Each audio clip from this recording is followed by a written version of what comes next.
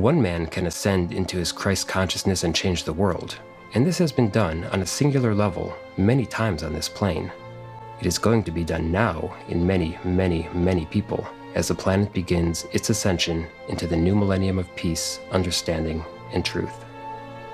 We've been talking about how we individually can ascend to the Christ frequency, but what happens if most of us ascend together? This has reportedly happened before, such as the kingdom of Shangri-La or Shambhala that disappeared from our plane using the Buddhist teachings. But could it happen on a planetary level? This is not a thought experiment.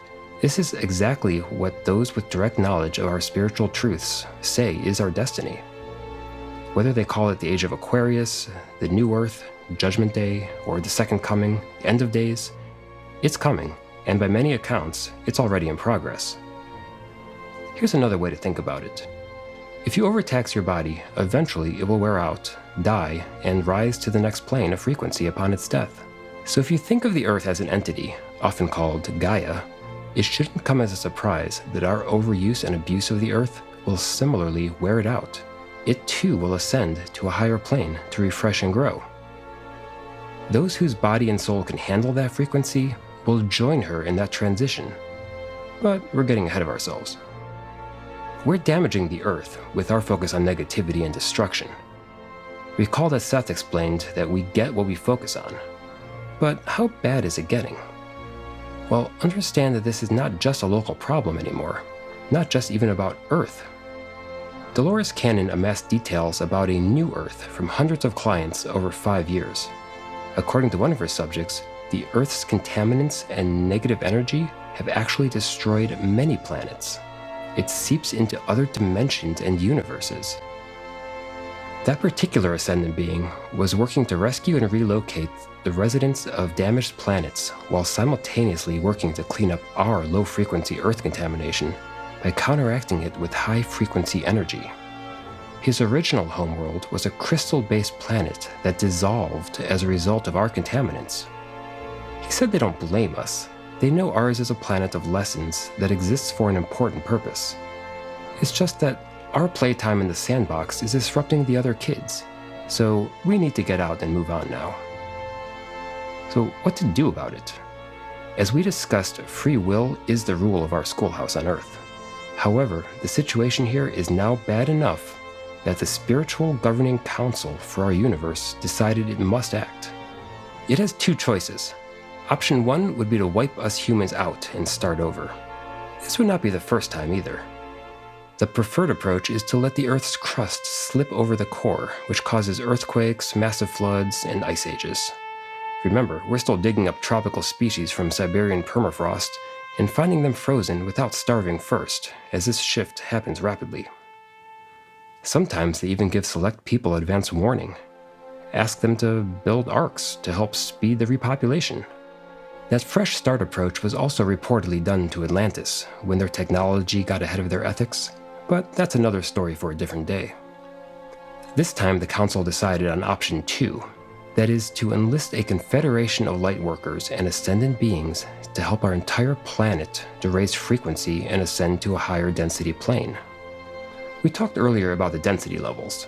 Recall that the 3rd density includes us beings with the seeds of self-awareness and free will, and that 4th is sort of a buffer, quasi-physical reality. But the 5th density is the first that's completely ethereal. In that model, the shift we're talking about is raising the Earth from level 3 to the level 5 range. And we're not alone in this effort.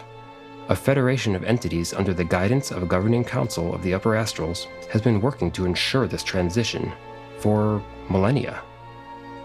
We talked about ascendant beings that are nurturing the Earth with soul energy, raising it, preparing it for ascension.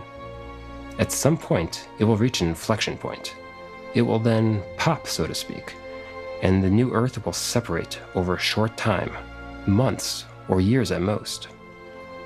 But recall that densities apply to beings, not places. The people who will cross to the new Earth need to raise their vibrations and thus their body's ability to hold that higher energy. In addition to the powerful higher beings who are helping raise the vibrations of the Earth from other dimensions, there are also these so-called waves of volunteers, or light workers, and keepers of the energy grid. These beings, on the scale of millions of people, are helping us, monitoring us, tuning us. These are souls who are currently incarnating humans, maybe even you. They may be here to teach particular skills or qualities to other humans. One subject who spoke to Canon learned that she is here to remind other healers who they are and remind them what their energies are so that they can do their work. She had exceptional abilities even as a baby, since she needed to incarnate with memory of her abilities to be effective. These human volunteers are often consciously unaware of their assignments. They may do their work while sleeping or simply by being on Earth. The presence of these high-frequency individuals plug into the global etheric energy grid. Others are simply waiting and will understand their role in the new Earth when it comes about, when the veil of amnesia is lifted. Recent branchings have led to an increased separation between those who will ascend and those who will not be ready. Perhaps the divergence of social media communities and the growing political polarization are signs of this schism. But then, so is the growing intolerance for oppression that was acceptable just a few short decades ago. This is exemplified by legalizing gay marriage, Black Lives Matter, the Arab Spring, the Me Too movement, for example. Other beings are raising the energy of babies and expectant mothers. They're modifying DNA and atoms themselves to handle high-frequency energy. Some of these babies are new light workers, here to usher in the new Earth. Others are simply meant to attain a higher frequency than our previous DNA could support. But what will the transition be like? I cannot overstate the impact of this shift. Some who have a preview describe a period of chaos in the physical Earth as the social, governmental, and economic structures crumble, natural disasters strike, and leaders, both political and religious, grasp to retain fear-based power. Higher frequency beings that we've never seen before, including ETs and interdimensional beings, will start to appear to us. Health issues will increase as energy blockages become more debilitating. There will be more pandemics too. Now, those who understand what's happening will help others remain calm and may encourage souls near this borderline to make the jump into the higher vibration. But as one of Canon's subjects states, don't get caught up with what's going to happen. You've got to focus on the light, and that's the challenge. For these people who are going to be on the new Earth, that's what's going to pull them back. That's what happens to many people who are on the path forward. They've been pulled back because they've got caught up in fear and sadness and regret and the black stuff. Focus on the fact that there's going to be this beautiful new existence, new dimension that many people are already moving into. However, for those who are of sufficiently high frequency and aware of what the transition means, the actual transition to the new Earth can be like stepping through a doorway. Some ascending may be completely unaware of the chaos and fear of the old physical world. They will notice feeling lighter, healthier, and negative emotions will fall away. But others will be aware of the separation. Revelations 21 in the King James Bible describes this grand event with the imagery of a different time. And I saw a new heaven and a new earth, for the first heaven and the first earth were passed away, and there was no more sea. And I, John, saw the holy city, New Jerusalem, coming down from God out of heaven, prepared as a bride adorned for her husband. It goes on to say, And God shall wipe away all tears from their eyes, and there shall be no more death, neither sorrow nor crying, neither shall there be any more pain, for the former things are passed away. So let's follow all this advice and focus on the good our sources expect. We hear the astral beings enacting the changes will direct a great wind of neutralizing energy that blows the physical pollution and the negative energy pollution from our atmosphere, surface, and even reaching inside the Earth's core. This also cleans the vibrations of humans. The wave clears a lot of concepts we hang on to. They neutralize depression, misery, money, religion. We'll understand all things differently and get a new beginning. Time itself will reset. It will become a new page. What will it be like on such a new Earth, as these sources foretell? New colors, animals, flowers, new fruit that is perfect for us. it will be beautiful. For example, one of Canon's subjects describe a new custard apple fruit that is nutritious and delicious, being plentiful on trees.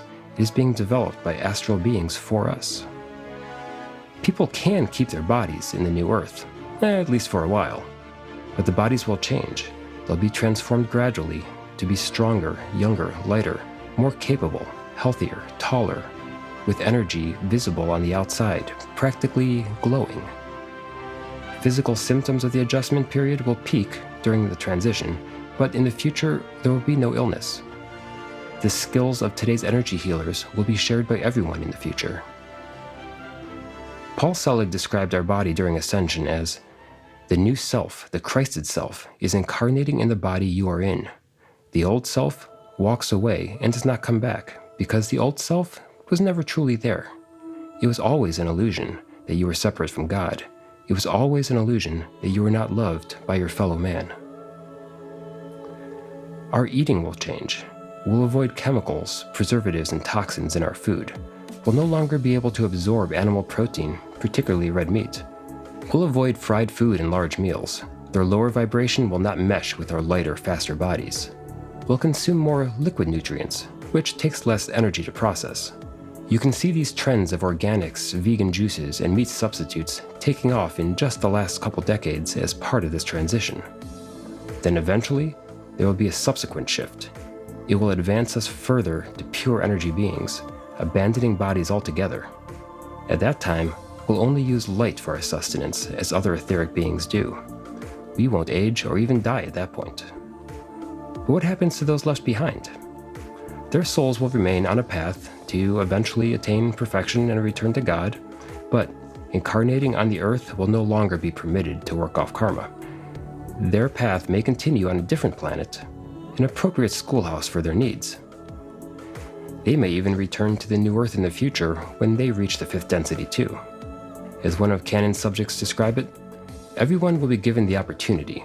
Whether they can hold that vibration or not is up to them individually. There will be no judgment made on them. But none will be destroyed, as the comments have been heard. They will be placed in an appropriate space for the vibrations that they are emitting. It is, by definition, difficult to plan for an extremely chaotic event coming at an unknown time. Even if not all of our plans come to fruition, it's always beneficial to have good intent, as one of Canon's subjects suggests. So, what can we do to prepare, assuming this transition is happening? 1. We make choices of light or heavy thoughts, actions, emotions, foods, numerous times per day, even per hour. Keep choosing the lighter options. 2. We need to let go of karmic debts. Simply letting go, forgiving, will serve us well as karma is discharged in the new earth. As Buddhists would say, practice non-attachment. 3. We should not be overly worried about those who are not ready to move on. Do not look back. Fear and grief risk one's own ability to ascend. We must remember that those experiencing the chaos are getting a learning experience per their own free will. And 4, don't worry. Once your vibrations are sufficiently high, you automatically move on to the new earth. There is no way to remain. You can't be left behind if you're able to move forward. And don't worry about young children either. They naturally have higher vibrations, which is why they can often see fourth density beings already. Help them with their emotions and diets, and be a pillar of stability, an example for them if chaos erupts around them. Does some of this sound similar to what religions have been telling us to do all along? To get into heaven or reach nirvana? That's interesting. I'll leave it at that. So, where did we land? Did Moses channel the Ten Commandments? Did the Prophet Muhammad download messages of the Quran from Allah? What of the Nostradamus predictions, the Oracle at Delphi, a farmer from Kentucky, a couple of New York writers, and how about a humble carpenter from a fishing village? For every storied visionary, you can be sure there were numerous less famous seers who were punished or even executed for heresy, sorcery, or witchcraft. Why do we have so many stories about divine information being given to ordinary people? I introduced you to the findings of just a handful of people from the past century who carried on this tradition with the hopes that their findings would reach your ears, your heart, and your soul. It's hard to change beliefs on these topics. Nothing is more intimate to us than our own soul. And in many cases, we've been told our whole lives that information about the divine can only be known by having faith in those to whom it was revealed, those chosen ones. I hope that now you are at least a little more open to a different paradigm, that the prophets of our religious texts were simply a few regular people like you. They opened their minds to new truths, and we can too, through hypnotherapy sessions, channeling, meditation, dream work, or numerous other techniques. Or we can simply listen to the detailed evidence from others with open minds. But we don't have to switch off our analytical minds and accept the dogma. We can evaluate the preponderance of evidence like a scientist would. Read the books by those who seem legitimate to you, or at least most plausible. Compare them, discuss them. Decide if they feel right in your gut as well as your mind. Does anything I've described today resonate with you? Just please don't sabotage your investigation with limiting beliefs. Don't believe there's an exclusive club reserved for people who lived thousands of years ago or who have a special gift. And if Noah and numerous others from unconnected cultures really heard a warning to prepare for a coming flood, perhaps the modern-day prophets are truly receiving details of a coming shift to a new earth. And if not, what do you have to lose by seeking higher vibrations